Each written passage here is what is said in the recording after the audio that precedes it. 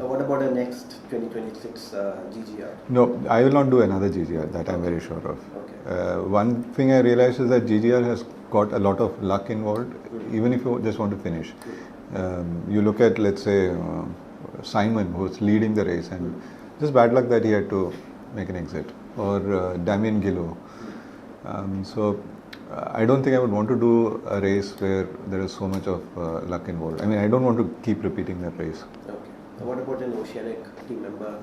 Yeah, that's something I'm looking at. But that all will depend on how my life is in the next 2 years. Okay. So that one you will be mentoring young. No, I'll be like probably the skipper, and I have certain strengths, which is I can navigate, I can do things. I know I've been out at sea, and we got these guys who've been sailing small boats, and they're very good at sail trimming and things like that. So if I can get them on board, I think we can have a competitive team.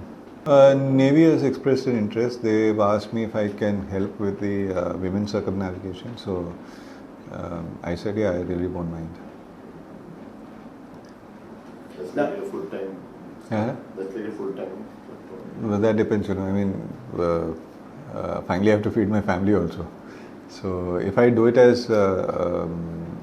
if I do it gratis, I'll have to look for work elsewhere and be involved here. So the Navy sailing ecosystem, I was talking to the sailing board head, Prashant Venon. Yeah. So he was telling me that sailing ecosystem is on an upswing. It is. In part due to your efforts. But earlier you mentioned how LSO has more sailing vessels than all of India.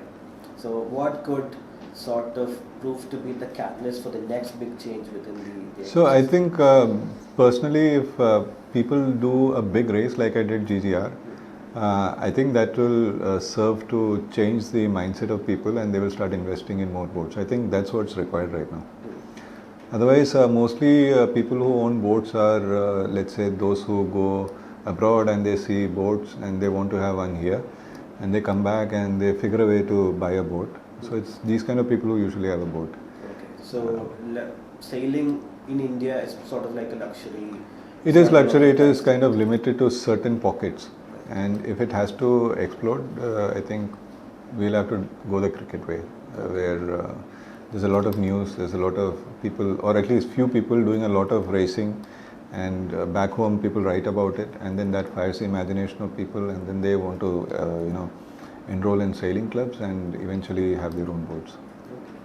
So is Kochi in your scheme of things? We've got backwaters here, we've got the Southern Naval Command, which is sort of the Navy's powerhouse, and of course your home's here. Yeah. So in the future, would Kochi be in the scheme of things? I don't see why not.